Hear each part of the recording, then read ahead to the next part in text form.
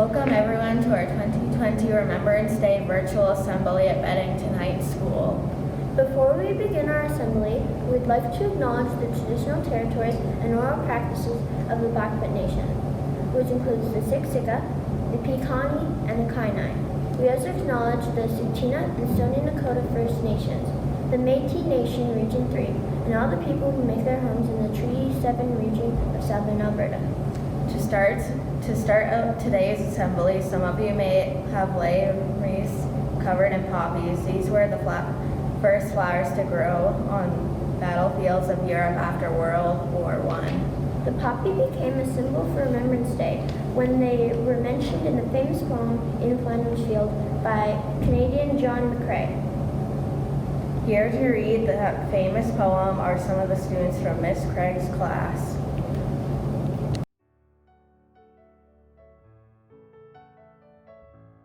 In Flanders Fields by Major John McCrae. In Flanders Fields the poppies blow, between the crosses, row on row, that mark our place, and in the sky, the lark still bravely singing flies, scarce heard amid the guns below. We are the dead, short days ago, we lived without dawn, saw sunset glow, loved and were loved, and now we lie in Flanders Fields. Take up our quarrel with the foe, to you from failing hands we throw. The torch be yours to hold it high, if ye break fate with us who die, we shall not sleep though poppies grow in Flanders Fields.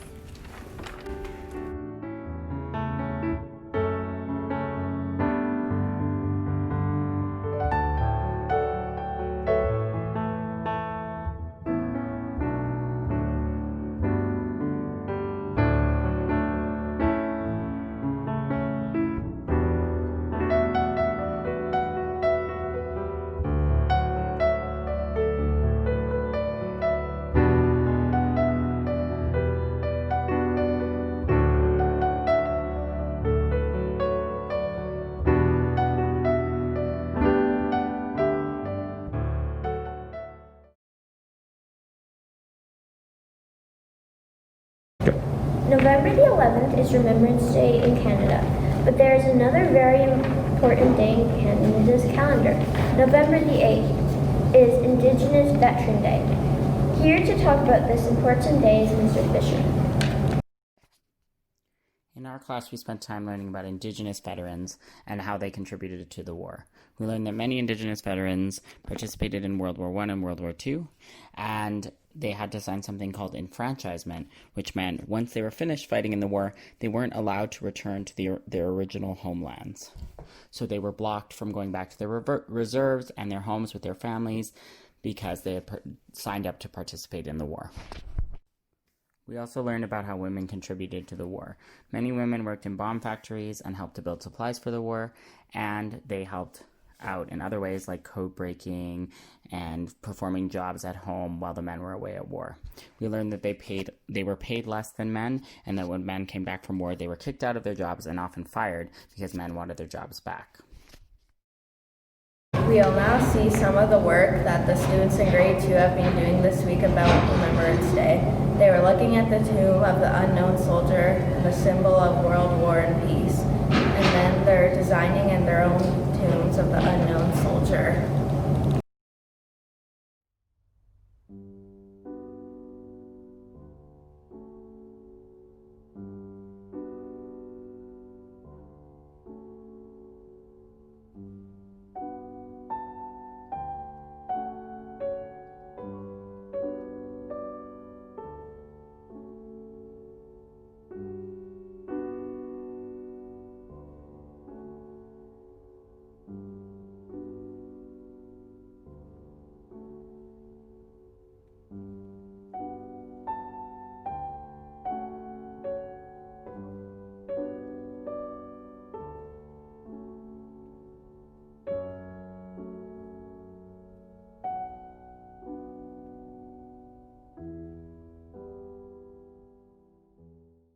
Miss Anderson would now like to read a Remembrance Day story for you.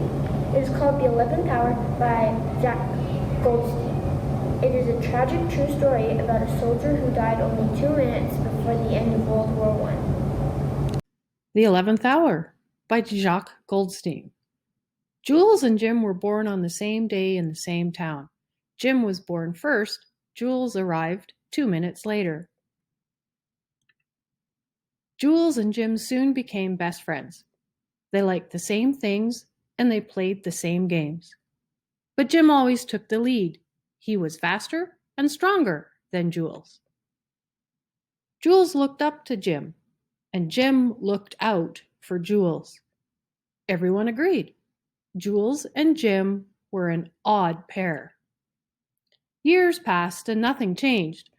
Jules was always 2 minutes behind Jim, which caused him a lot of trouble. Everyone laughed at Jules, except Jim. Life could have kept going like this. But one day, a war began across the ocean somewhere in Europe. Because an archduke and his wife were assassinated, Europe divided into 2 enemy camps, and Canada was at war with Germany.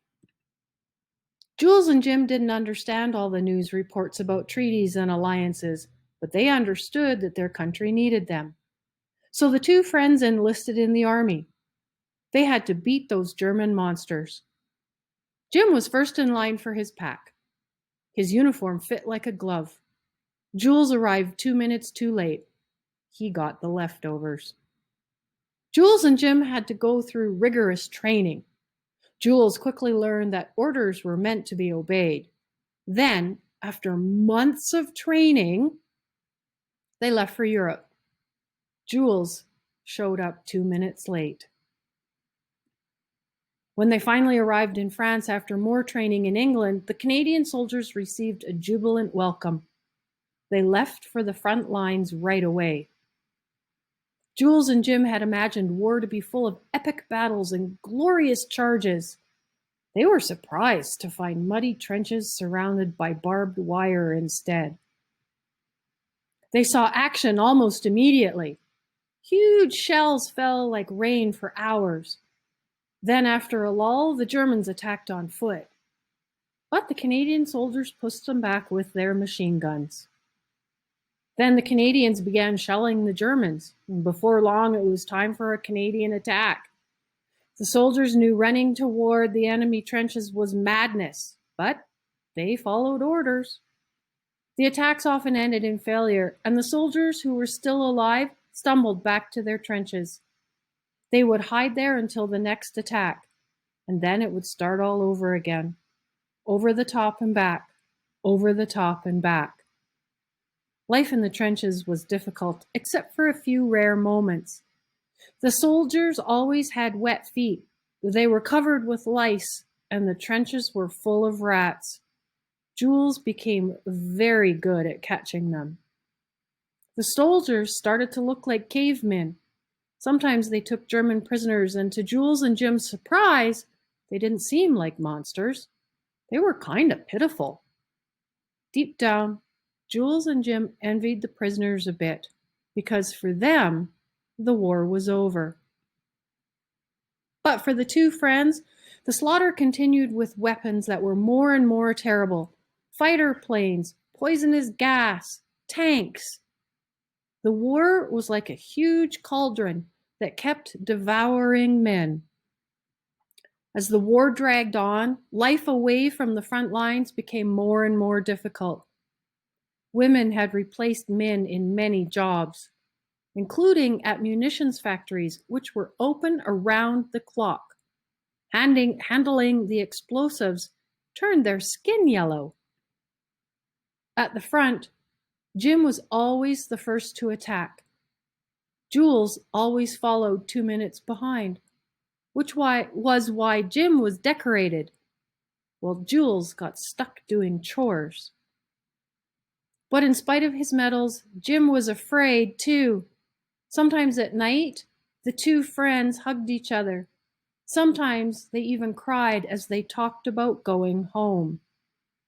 The war lasted a long time. Soldiers on both sides were exhausted. And back in Germany, Hungry citizens were protesting against the war. Germany decided to stop fighting. On November 11, 1918, at 5 o'clock in the morning, the leaders of the Allies met the German leaders in a clearing near the front, where they signed the armistice. The fighting was supposed to stop right away, but they decided to wait until 11 o'clock to start the ceasefire, to give time for word to spread to the troops. That meant the fighting would end at the 11th hour of the 11th day of the 11th month. But meanwhile, on the battlefields, even though the armistice had been signed hours earlier, the fighting continued as if nothing had changed. Shortly before the ceasefire was set to begin, Jim and Jules were ordered to attack. As always, Jim went over the top first. Jules followed just in time to see Jim shot. It was 10:58, 2 minutes before the war ended. Jules did everything he could to save Jim, but his friend died in his arms. It was the end of the war, and it was the end for Jim. Jules came home without his friend. He found it hard to live a normal life again. He couldn't stop thinking about Jules. Returning to civilized life was not easy. Jules tried all kinds of different jobs. In the end, he became a watchmaker. Jules' watches had one odd thing in common. They all ran 2 minutes slow. In memory of George Lawrence Price, the last Canadian soldier to die on November 11, 1918. He was killed at 10:58 a.m., 2 minutes before the armistice ended the First World War. Now hit the pause in the bottom.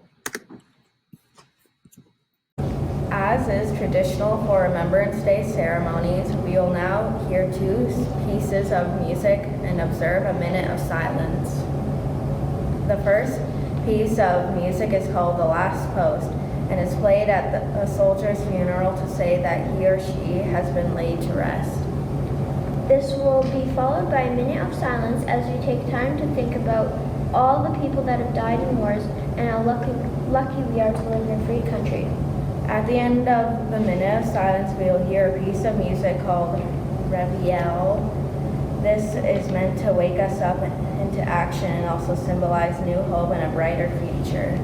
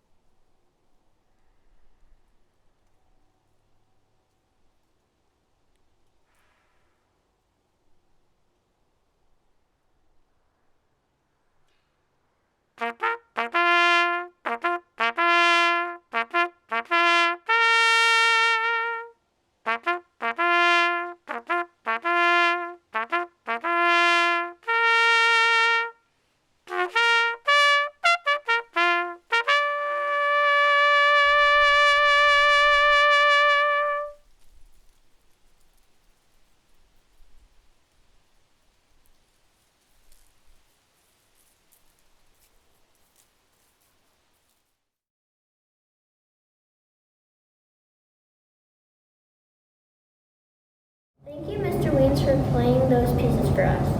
We will end our assembly with the singing of O Canada. Please stand.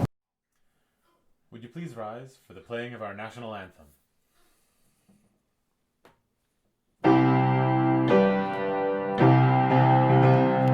O Canada, our home and native land, true patriot love in all of us command.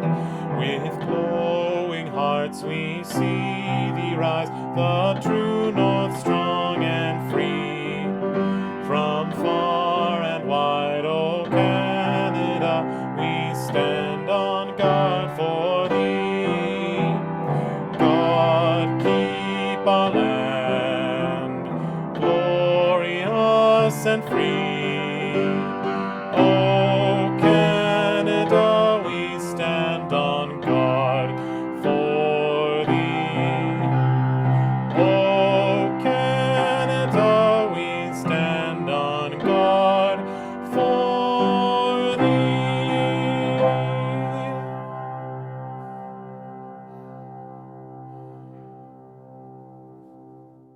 Thank you. Please be seated. We'll now hear a few words from Mr. Hebert. Good day, Beddington. Today we celebrate Remembrance Day.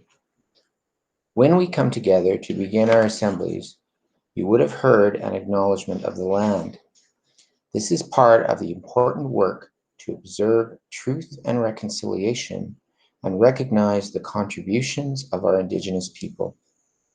Also connected to our observance of the land is to remember and recognize our elders, Indigenous and non-Indigenous, who have gone before us to stand up for what we value, to stand up for our land and for our freedom.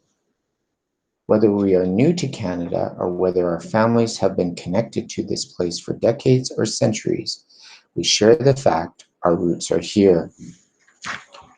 Our remembrance of those who have gone before us provides us with a deep connection to those who have walked on this land.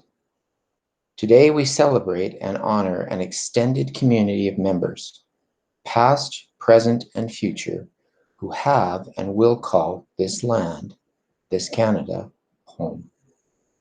Today, during your minute of silence, take time to remember those who have gone before you and have called this place home, and remember how we are all connected to each other and to the land. Thank you.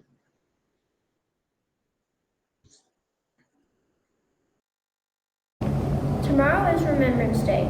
Every year on November 11th, we take a moment to remember all those who have died for peace. Remembrance Day started in 1918 at the end of the First World War, as the peace treaty was signed to end the World War at 11 a.m. on the 11th day of the 11th month, November. Please take a moment to remember this as you enjoy your day off. This concludes our Remembrance Day Assembly for 2020. Thank you for your attention. We wish you a peaceful and reflective day of rest tomorrow.